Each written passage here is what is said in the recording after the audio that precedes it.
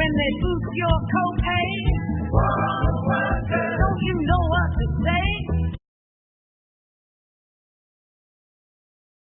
So our next speaker is Andy Coates, who's the incoming president of Physicians for National Health Program, the best policy outfit in the whole country on the question of single-payer health care. Andy.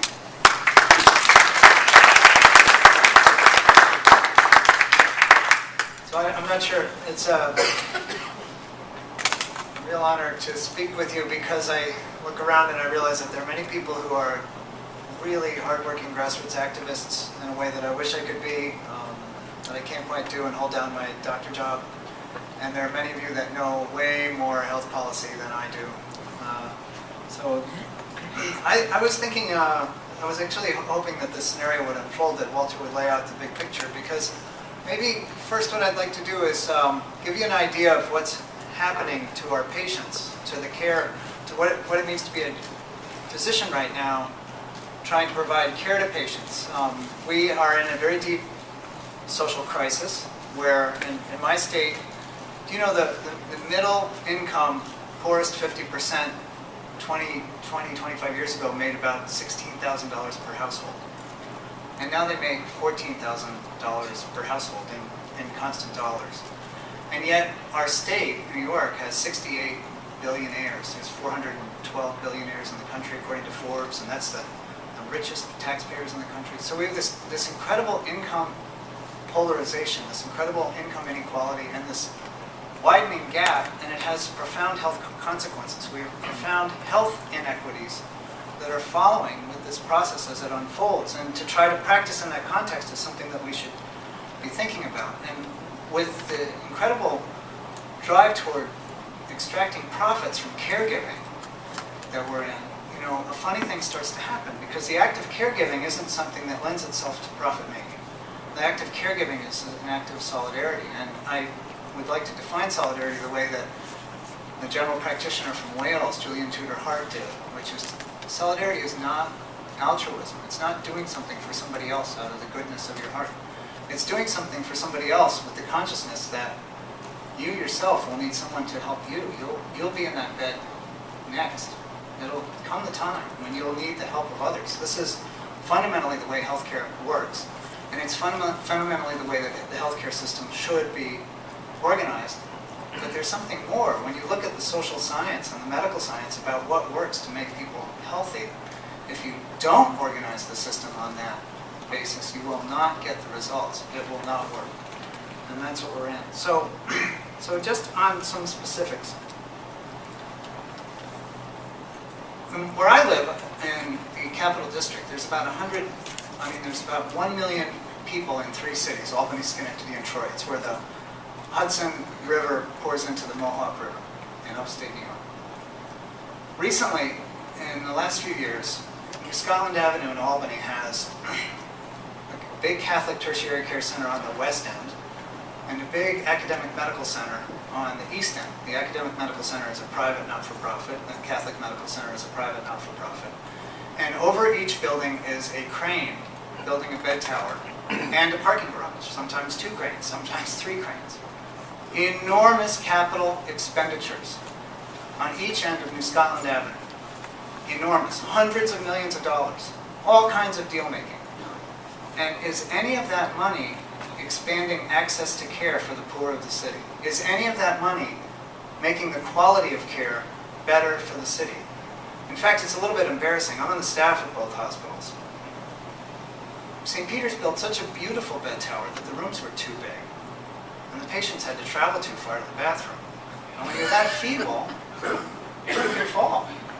When it's that far to travel, the nurses, unless there's a lot of nurses, can't run that far. You know, so it has all these perverse consequences, this capital expenditure.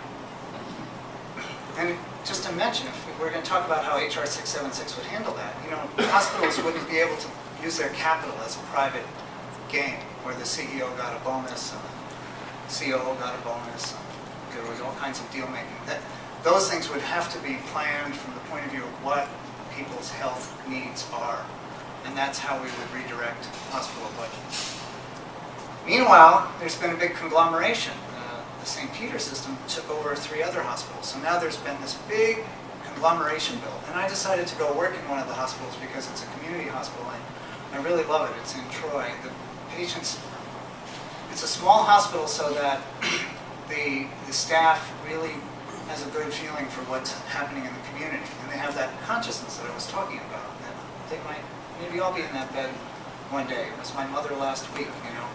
And we all can share that consciousness, and it makes the job a little bit of a joy. But because I've recently gone back into the hospital, I've gone back into the game of upcoding, which means that a clinical manager will follow you and stick a little sticky note and say, did you mean to say that this patient has acute blood loss anemia? Did you mean to say that this patient has acute renal failure? You wrote RI, renal insufficiency, in shorthand. But that's not going to actually kick the DRG up. Oh, this patient has pneumonia. Is it an aspiration pneumonia? Because if it's an aspiration pneumonia, the hospital will get a lot more money from Medicare. And so what happens with this gaming of the system is that the costs actually ratchet up because each hospital is fighting for every penny that they can get. So the total costs for all of us go up enormously. Now the hospital administrators would say, well, if the patient had an aspiration pneumonia, doctor, you should write down that they had that so that we can be paid appropriately. That's what they say. We're not upcoding, we're charting better. We're charting more accurately.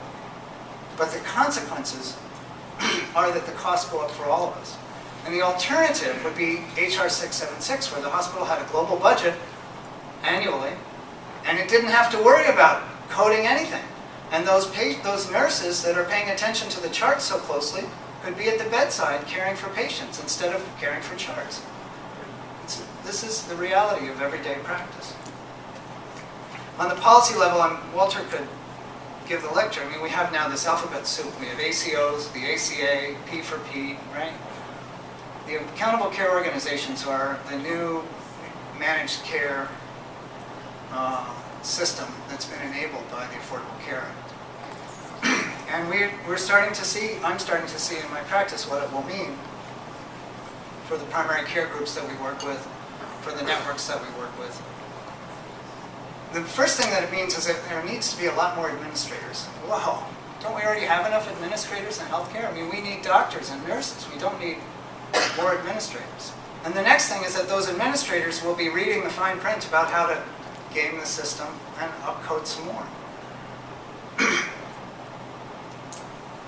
Under the Affordable Care Act, I think it's a little bit, this was, I hadn't thought about this until our annual Physicians for National Health Program meeting this weekend. Who will get insurance from the Affordable Care Act? There's 48 to 50 million uninsured now. The Congressional Budget Office says that at the end of the decade, there will be 36 million left uninsured under this so-called healthcare reform. So that means that 12, 14 million people may get health insurance. Most of those people, the big majority of those people, will get Medicaid.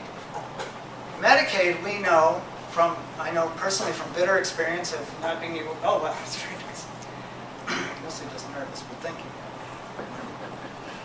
We know from bitter experience of trying to get, I've worked with the Medicaid disabled population, people with serious mental illness, people with serious developmental disabilities.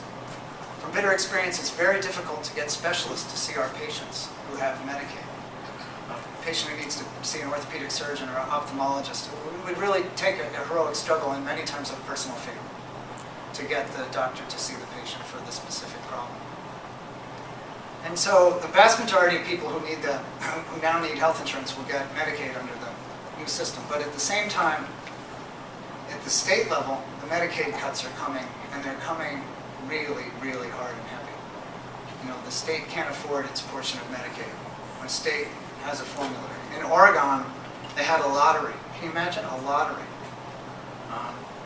Our founder, Dr. David Himmelstein, characterized it as an unethical randomized controlled trial. Because they kept data on the lottery, and of course people that got Medicaid had better health outcomes than people who weren't able to get into the lottery. So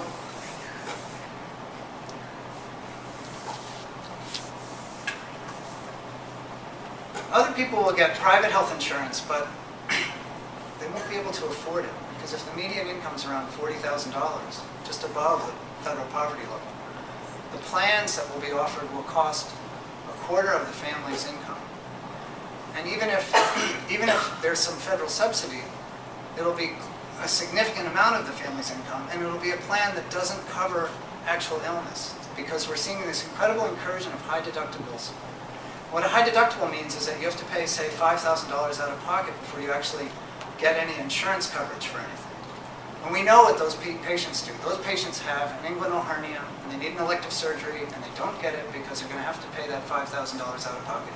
Women with fibroid tumors who need an elective surgery, and they don't get their surgery because, Now, in Canada, we know that they study the wait times intensively. They publicize them. They fight about them. There are parliamentary debates. There's all kinds of process about the fact that for elective surgeries, there's a wait time of some number of weeks in Canada, and it's a public scandal. I submit that a patient with a high deductible has a wait time of infinity, and we don't calculate that statistically. We don't measure it in our country. Medicare Advantage is continuing to grow. Do you know this is the private management of Medicare, so that you can get your Medicare benefits through one of the major insurers in the country? And seniors that I care for do this too often, frankly. The drawback is that if you have certain managed Medicare plans in my capital district area, those managed Medicare plans haven't come to terms with rehabilitation centers. So if I have a patient with a stroke and the wrong kind of managed Medicare, there's nowhere that they can go to get their rehab benefit, get their rehab. Stroke patients do better if the rehab starts really soon, as soon as possible. And so there'll be a great energetic effort on my part, the case manager, the nurses, let's wrap this up. She's doing a little better today. Let's get her off to the good rehab hospital over in Schenectady where we want her to be. And they'll say, oh no, they don't have a contract with that managed Medicare insurance company. And the patient will then have to quote unquote rehab in the hospital. And their length of stay might go on for 2 weeks. But the physical therapists in the hospital are not organized to give hours of physical therapy every day. They're only organized to give a few minutes of assessment and evaluation to move the patients on to the next. So it means really the de facto denial of benefits to which the patients would have been entitled if they had Medicare. And that's not to say that Medicare is adequate, because patients with Medicare who have serious illnesses are still bankrupted by those serious illnesses, especially those catastrophic illnesses that send you to a nursing home. And I just have to say that personally, that's one of the greatest motivations for me in becoming an advocate for a national health program, was to see patients, especially from rural upstate New York, the community that I grew up in. I know the culture extremely well. Patients who were proud, they were from the World War II generation, the greatest generation. Patients who had memories of being young during the Depression. They couldn't quite farm anymore. Dairy farming was pushed aside, but they had the land, and they might have 2 or 3 children whose families had built homes or put trailers on the farm, but the land was still in mom's name. And now mom had a catastrophic stroke. And I actually had patients who chose to die rather than to bankrupt their families and lose the land. And it blew my mind. I couldn't believe it. And I thought it was an absolute national disgrace that we would treat that generation with such indignity.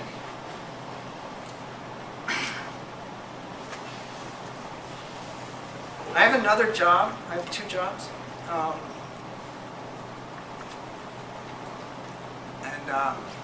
The other job that I have is as the medical director for the county nursing home. It's a public nursing home.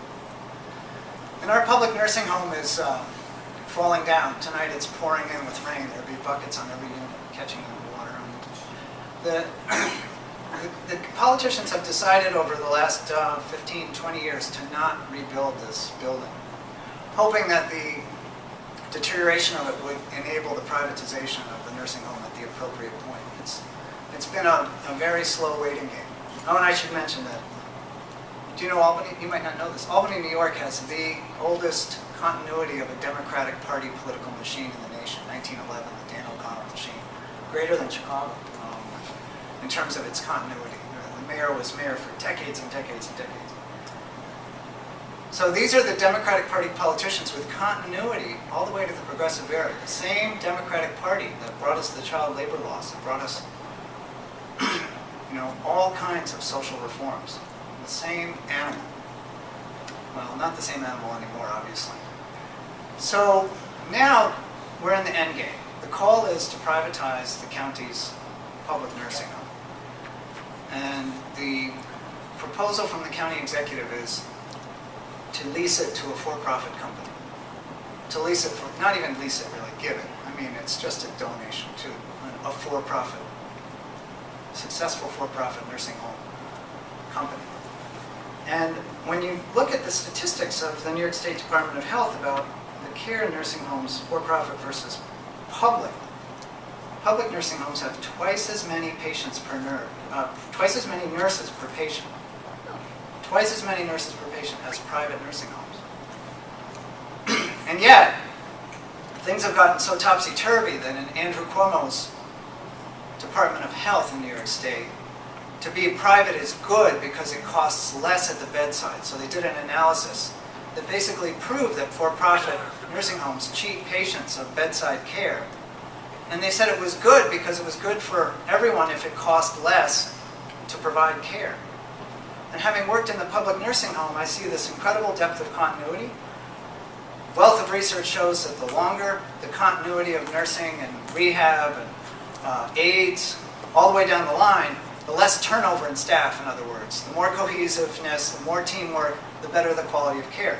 And we have that at the public nursing home because they're union workers who have made the bargain that they're going to take less pay than they might have gotten when they were younger in exchange for good retirement benefits, good health benefits, good vacation benefits.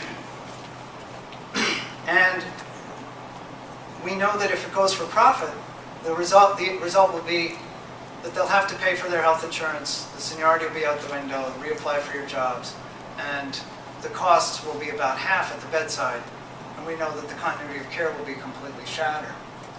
And so you see that kind of coming, this privatization. And it's shocking to think, I mentioned this greatest generation already, but it's shocking to think that the largest owner of nursing homes in our nation are private equity firms. You know, the Carlyle Group, Bain Capital, right? Really big money in our country. So you see, when you see the consequences at the bedside coming, it's very hard to figure out what to do except something like this. HR 676 is probably the best organizing tool we still have. It's a bill that has been submitted in Congress year after year, and it's a wonderful teaching tool because it's less than 30 pages, and people can get a grasp for what a blueprint for a single-payer national health system would look like. The funny thing about HR 676 is that it's completely doable. Medicare was enacted within 1 year, literally, up and running, back when we had typewriters and licking the stamps. And very, very, very straightforward for our nation to transform to an HR 676 national health program. Our organization has published the Physicians Proposal for Single-Payer National Health Insurance on a couple of occasions, once in the New England Journal, the founding of the organization, again in 2003 in the Journal of the American Medical Association. And I encourage you to take a look at that because it's, again, a blueprint for what this system would look like that would provide comprehensive care for absolutely everyone. And the consequences of enacting that system, as Walter says, would save hundreds of billions of dollars that we're now wasting on profits and overhead. So I just want to add to Walter's thinking about, try to get,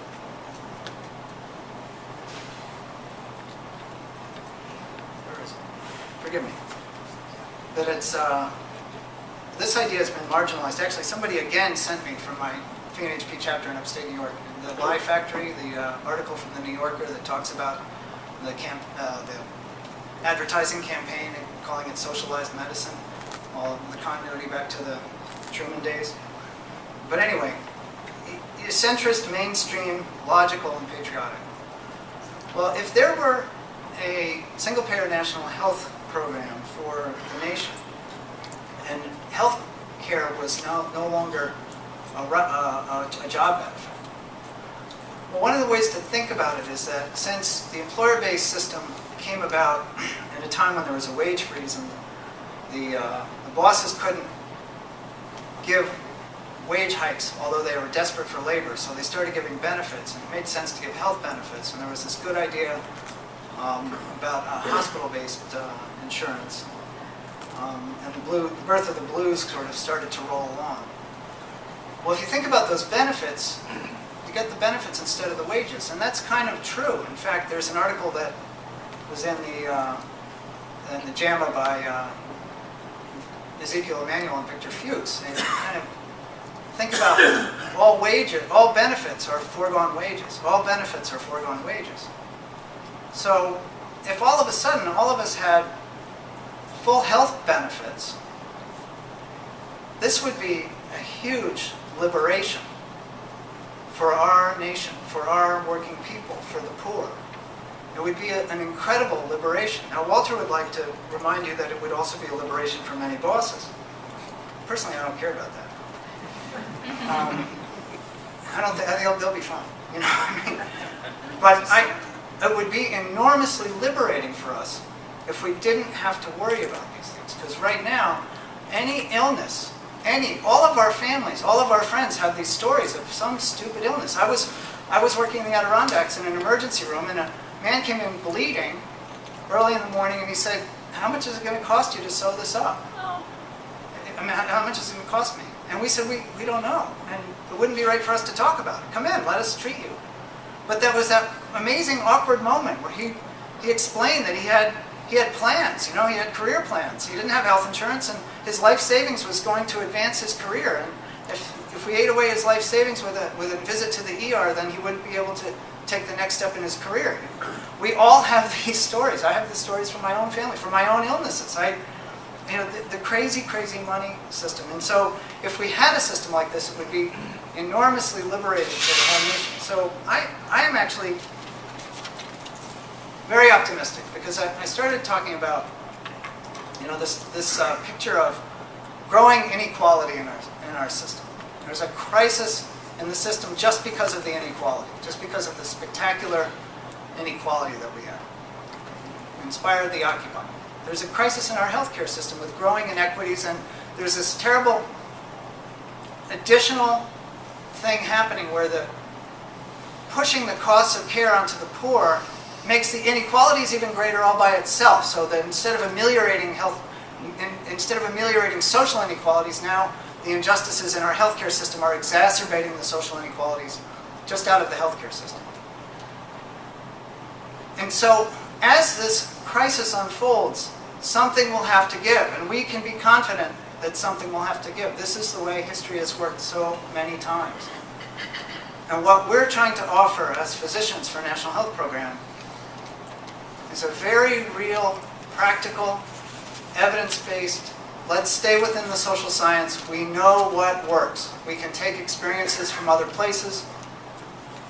We can pay attention to the outcomes, and we can get there. And it will be enormously liberating for all of us. So thank you so much.